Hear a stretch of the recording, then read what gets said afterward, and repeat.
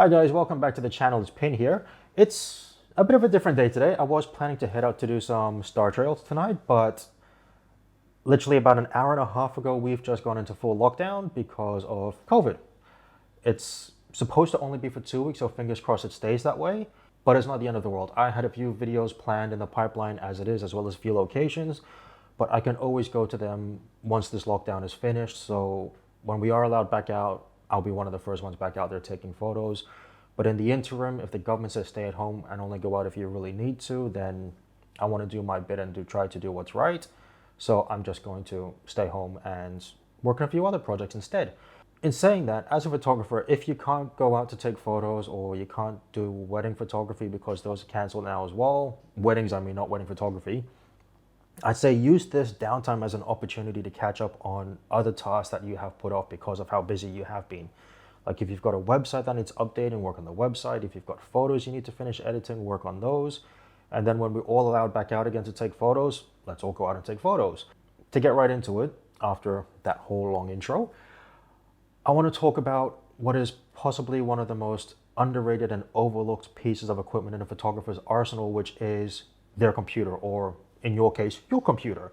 And what I mean by that is today cameras are coming out with higher megapixel sensors than ever before, excluding, cameras such as Sony's A7S III, which is geared towards video more so than photo. But if you look at my Canon as a prime example, it's got a 30 megapixel sensor, which does an amazing job, but you've got Canon's R5, which is like 40, 50 megapixels, Sony's A7R4, which is about 40 or 45 megapixels. And because you're getting these higher resolution sensors, you're getting higher resolution raw images out of it, which means you need more computer processing power to do the same that you were doing with a 24 megapixel photo in comparison. Now, when it comes to computers, I'm not going to get into the whole Apple versus Windows debate. Whichever one you prefer is up to you. As long as you are able to work efficiently on them, that's the most important thing. I've still got my Gigabyte gaming laptop that I reviewed roughly October, November last year. I'll put a video up to it so you guys can watch my review on the laptop. Suffice to say, it's still going amazingly. I've got nothing bad to say about it. Just for some odd reason, the fans decide to wind up and spin really high every now and then when it's sitting there idle. Go figure. But beyond that, there's nothing wrong with it.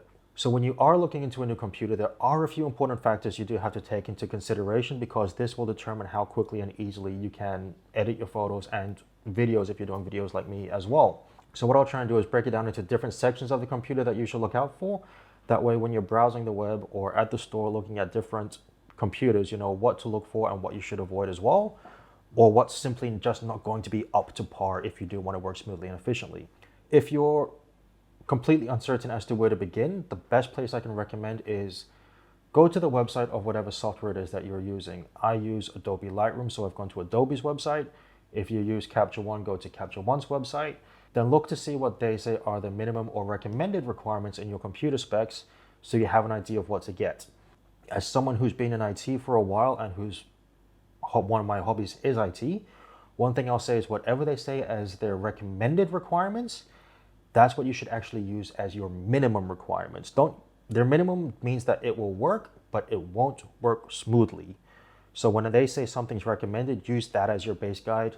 Ignore their minimum completely, just ignore it. So if you look at Adobe's recommended requirements for Lightroom as a prime example, it'll say you need at least 2 gigs of hard disk space 2 gigabytes of hard disk space just to install the software and keep it on your computer, 16 gigabytes of RAM, and a graphics card, preferably a graphics card with 4 gigabytes of VRAM. If you've got a laptop with an inbuilt graphics processor, you could work with it. You've just got to set up Lightroom the right way so that it's using more processing power out of the chip versus the graphics card. If this is overly technical, I apologize in advance. To me, it all makes sense because I've been in IT for years. If it doesn't make sense to you, let me know down below and I'll try and help you out as best as I can. All right, so that's what Lightroom says is recommended. 16 gigs of RAM and 4 gigabytes of VRAM, and at least a HD display like I've got in front of me right here. If you can get a better display than what I've got, like 1440p or 4K or 5K or 6K resolution, I'd say go for it, because it does actually make a difference when it comes down to editing. I've noticed that editing on this screen is nowhere near as good as my Microsoft Studio that I had before as well. So that's what Adobe says is the recommended you should get for Lightroom. Photoshop, and I use Premiere Pro to edit my videos, require more. So I have taken their specs and I have upped it.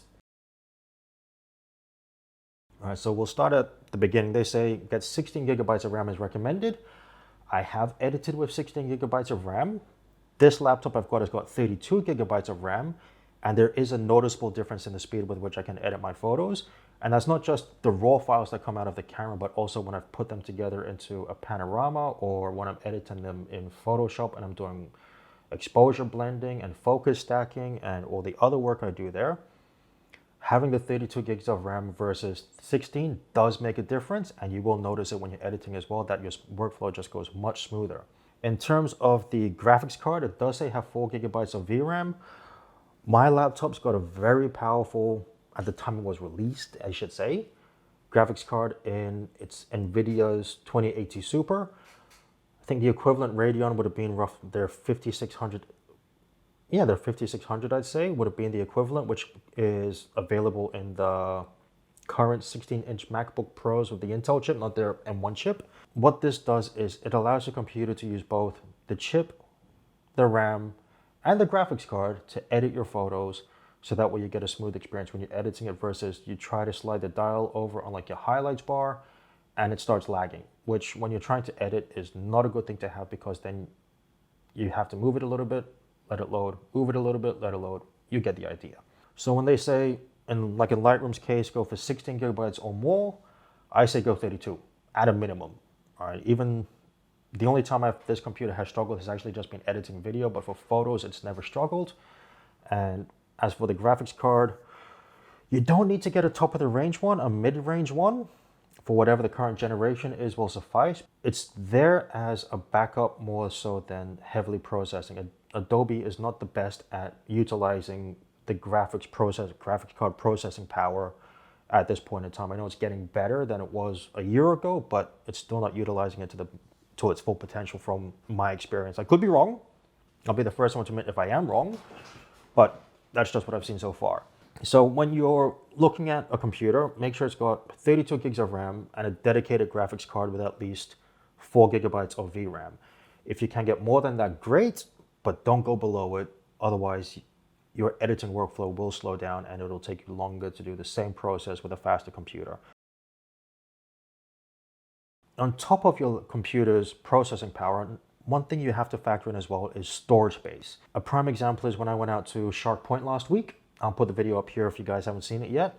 Because of the number of photos I took, my 64 gigabyte card that was in my Canon was nearly exhausted. And because I don't delete my photos as soon as I'm finished editing with them, I remove them from the hard disk to my backup hard disk and Google Drive when I know I'm completely done with it. This will start taking up more space on your hard disk. So you have to factor in how much storage you're going to need.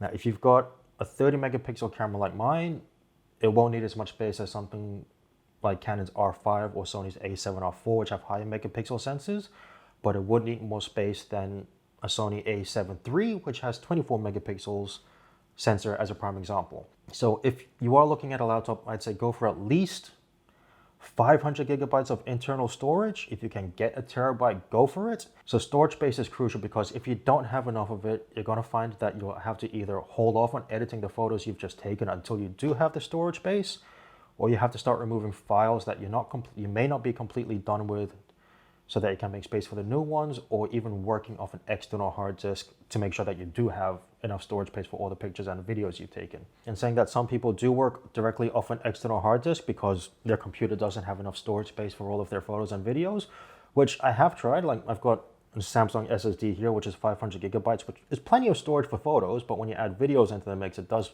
get chewed up a lot quicker. But I found it's just not as fast as working directly off the laptop itself. I mean, even though this is USB-C on the back and I could probably plug it into my Thunderbolt port, I don't want to have to worry about any connection issues. And that's why I prefer working on my internal storage versus an external one. If external works for you, great. I just find that it's not the best solution for me. So making sure you've got enough storage on your computer, whether it's laptop or desktop, is crucial, because that way you don't have to think, have I actually got enough space? Because once your space starts filling up, then you're going to be in a bit of trouble because you won't have enough space to store everything that you've got. Having an external hard disk for backup helps, as well as storing pictures in the cloud as a second backup helps as well. If you do want to see how I back up my photos and videos after a day, I'll put a link up to my video where I showed you my workflow, how I take photos off the camera onto the computer, the external hard disk, and the cloud. The only difference from that video is back then I was using OneDrive, but now I've swapped to Google Drive just because pricing is better for the amount of storage you get. Whichever one you use is completely up to you. I mean, you can use Google Drive, OneDrive, Dropbox, Amazon, whatever works. I'm not saying my way is the best way. Whatever way works for you, that makes it efficient for you, is the best way that works for you. It could be the same or similar to me. It could be completely different. There's so many ways that you can do this that there is no right or wrong way.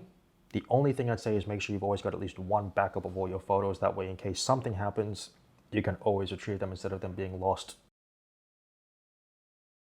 So that's why a computer is important, because you need to be able to edit your photos. The last thing you want is when you're editing, your computer slow, and because it's not powerful enough, Lightroom's crashing or Photoshop's crashing, or you're waiting for it to show you the edit that you've just done and you've got time to go for a coffee or something in the interim.